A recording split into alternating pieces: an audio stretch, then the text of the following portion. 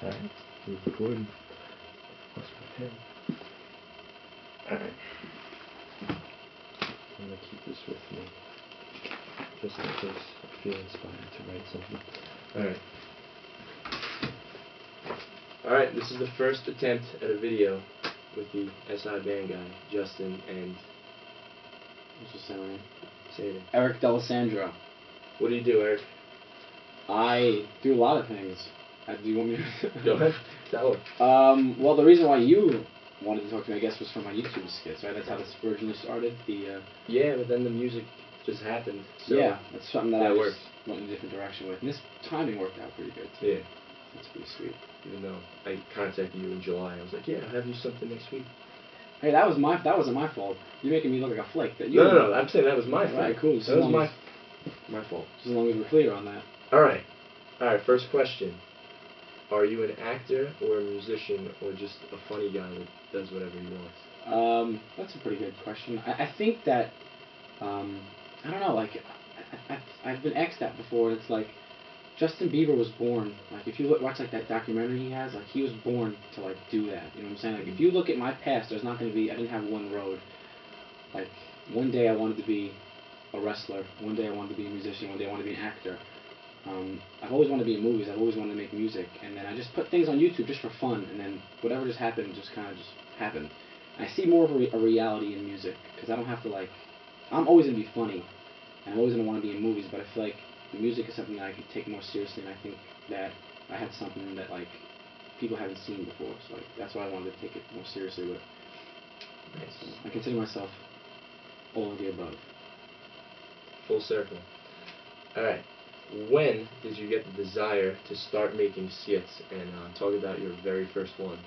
Okay, well, what happened was, I was probably like 7, and my brothers, I'm going to try to make this not as long as an answer, but I was like 7 years old, like even like 6. My brothers, my older brothers and their friends had this kid's, like dad's video camera, and they would just go around the neighborhood filming like crazy stuff, like ringing people's doorbells, saying they were from Howard Stern, all this. I was just like in awe. Everything they did was like the coolest thing in the world. And so, like, but at 6 years old, like, I mean, my parents weren't going to buy me a video camera, so, like, just for years, I always thought that was the coolest. It happened, I only went with them, like, twice, and it was the coolest thing I've ever done in my life. Then when I was 11, for Christmas, I got a video camera, and that was still to this day the most excited I've ever been about anything in my life. And that just, since then, the day after Christmas, me and my friend Joe, we made, like, Edge TV, Eric and Joe TV, and we just filmed everything. Like, I have from 11 years old to 21 now, I have just thousands of hours of just skits and stuff. So, like, I always wondered how do they add music? How do you put stuff in slow motion? And then when I finally got my Apple computer and I finally got Final Cut Pro, they made it so easy to use. I got so into editing, and that's how I just fell in love with it. So, like, my first skit, sorry to answer your question, I think the first thing I put online was like a commercial for like something I was doing. I don't know. Me and my sister for like a while. I did like this. We used to do like talk shows. That's kind of the first thing we would do. Like she pretended she was like Ricky Lake and I'd like a guest or something. That was like the first thing we would ever do. But like on YouTube, the biggest thing I think I did was like MTV Cribs. That's how like people saw it even before the Sweet 16. But, yeah. Right. Oh, endorse Apple. Right, you can. I love. Oh man, if Apple made hazelnuts, I'd eat them, and I'm allergic to hazelnuts. There you That's go. how much I love Apple. You heard it right here. Eric D'Alessandro, you want to kill him, send him hazelnuts. Alright. Your most popular videos are Cribs and the Marie Sweet 16. Yeah. Which one do you like better? And how long did they take you? Ooh, you got good. You did your homework. Yeah, Cribs didn't take me that long. Which one I like? I like Marie's better. The Marie 16, just because of what it did for me. Like it's just I met a lot of people through that. Like I took pictures of people at the mall because of that. That was the most fun I've ever, like, because Cribs was just one day. My ex-girlfriend just was like, you have to film. She just followed me around my house, and then that was it. Like it wasn't like too thought out. I didn't think it was gonna do anything. I wasn't putting it online to be famous. I just loved to do it.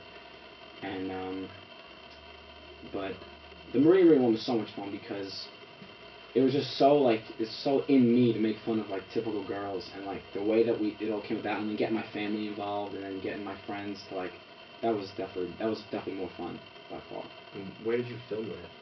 I filmed everything in my house. That was all in your house? Yeah, I had my friend Vinny Curcio, DJ Vinny C, shout out. Can I do that?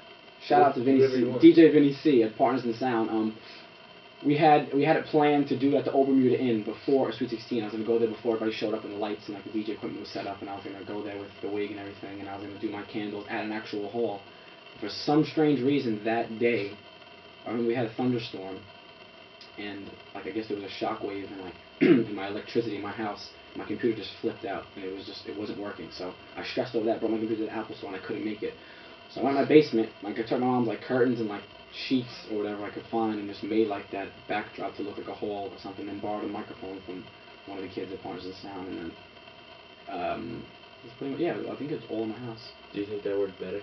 Are you I glad think it did, yeah. I think it was like destiny, because the way I would have been rushing at the other place, I wouldn't have been able to say what I wanted to say. I would have felt like a low life person, like, and people would have been setting up still. Like I would have been like, these guns, well, I don't know if you want, I can't curse, but especially not the one you just said. Sorry. We didn't hear it. But anyway, you can cut that out, I guess. I don't even know. But just keep going. I've explained this. Well, anyway, I'm just saying, like, I think it was good because that way I could really like, I got the reaction. I was with my brother, I was with my ex-girlfriend, I was with my like people in my house, and I got the reaction. I would like change something on the spot or like get a good reaction from something. And like the other way would have been just too fast. I don't think it would have worked out as well. So I'm definitely happy that turned out the way it did. Nice. All right. Now what about? Oh, well, how long did it take you to film it? It didn't take me that long. The idea to make fun of the Joey G show, which I don't mind the Joey G show. I don't the Joey G family. I don't mean to make fun of you guys. They're just something for Staten Island to poke fun at. That idea came about, and then I went in my basement, got a bunch of like TVs and stuff, and then made myself 3. I filmed that like months before I filmed the Sweet 16 stuff. I just filmed that, and I was like, this is gonna be good. So I just edited that, made the C just like the G he had, and it wasn't really the editing or the thing. It was just getting everyone together. And then one day after Easter Sunday, that night, I had everybody do the dedications and everybody do like everything. And then like a week later, like a couple days later, that's when I think I did the candles, and then it was all. It's like totally. It took me like, I don't even know. I want to say maybe like 3 days of actual like hard working, I guess. That was filming and everything. Yeah. Nice. Alright. Well, now that I guess this actually works perfect, since you talked about all the people who help you out. Who is your crew of people who are always in your videos and help you out?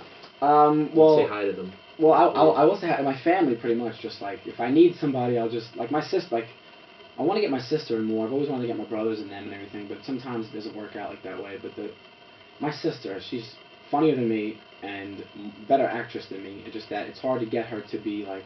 I'm very vulgar and like I'm an idiot, so it's hard to get her to like do the things I want to do. But she's hysterical, and I mean the only people I think you've ever seen are the people in my family. And I try to get Joe Albano. Joe Albano was just my like childhood like best friend since I've known him since I was like 4. So he's not really into acting or anything. I just like to put him on there because it amuses me to see. Like one time I said on a video on Facebook and he got like 10 friend requests the next day just because they were like, okay, I like it. But yeah, I don't really have a crew. I'll just bother my friends if I need somebody to record like a music video or something. My friend Matt, always, he's helping me now with the newest thing. And then I'll just bother Joe. My brothers, Brian, Keith, and Lisa. And I had my brother's friend Jerry in the Marie 16. I don't really have. It's mostly just me, if you notice. Like I don't really have a crew or anything. I think the videos would be better if I had someone to help me with them. But you just yourself multiplied a bunch of times. Yeah, sometimes. I don't really have that many friends. So, what's in the future for ERIXFLIX? Because now you're doing more so the music thing. Are you gonna keep going? Oh yeah, definitely.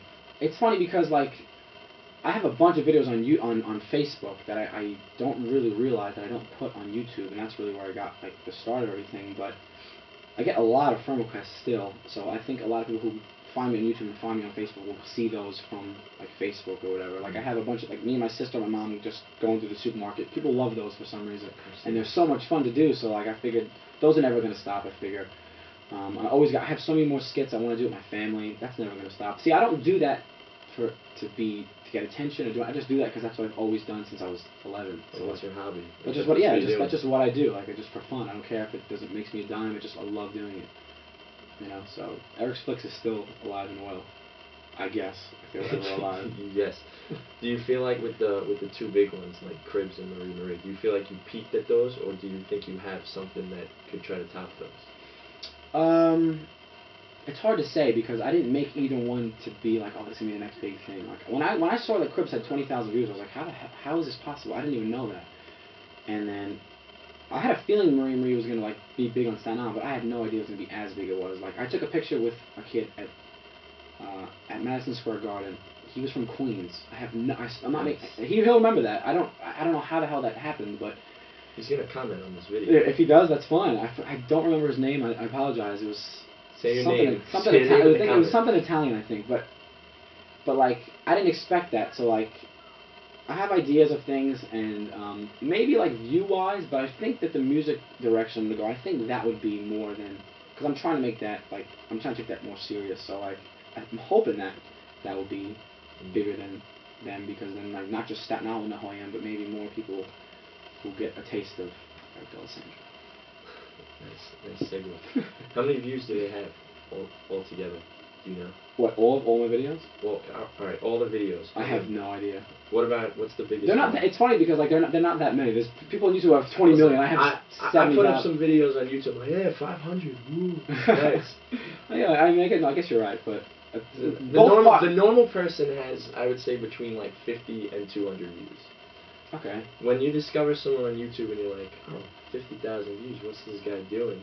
Oh, and then it happens to be funny. I mean, if you have 50,000 views and everyone's telling you suck, like Rebecca Black, that's a different story. Millions, too. Yeah, she's got 50 million views. For the wrong reasons. I hope that's not people make much mind. But, no, I don't know. I think that, like, both parts of Marie Marie, there's only two parts because YouTube wouldn't let me do 15 minutes, and I couldn't make it any shorter, but they have 60, now I can, but they have 60,000 each, and then Cribs I think has like 35 or something. The Fancy video, that actually got, that was more popular than I really realized. It has a lot of downloads for the iPods. I checked that one time, it has like 1,000 downloads from one of the websites I have, and then that has like 30,000 views too, so, alright. Alright, this is part one. This is Eric, the actor, video maker. Alright. Part two will be the music guy.